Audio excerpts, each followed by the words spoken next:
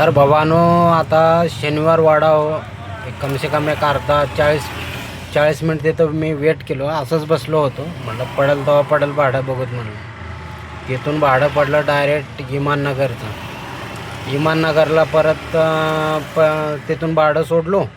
इमाननगरमध्ये सोडल्यावर नंतर इमाननगरपासून भेटलं मला संभाजीनगरचं भाडं. संभाजीनगर म्हणजे इथं वाघोली विमाननगरच्या बाजूलाच आहे, 9 किलोमीटर. तिथं आलो. हे पहा इकडं विमाननगर म्हणजे आपलं संभाजीनगरच्या थोडं बाजूला. इथं कोणती गल्ली आहे काय माहीत नाही. पहा, हैराण गल्ली, परेशान रोड इकडं असंच आहे. संभाजीनगरच्या बहुतेक थोडं बाजूलाच आहे मी. तर आता कोणती गल्ली आहे काय माहीत नाही मला. बघू आता इथून भाडं कोणतं भेटतं ते पाहू. मला तर वाटत नाही बाबा इथून भाडं भेटेल ते बघा. लय परेशानी झालो.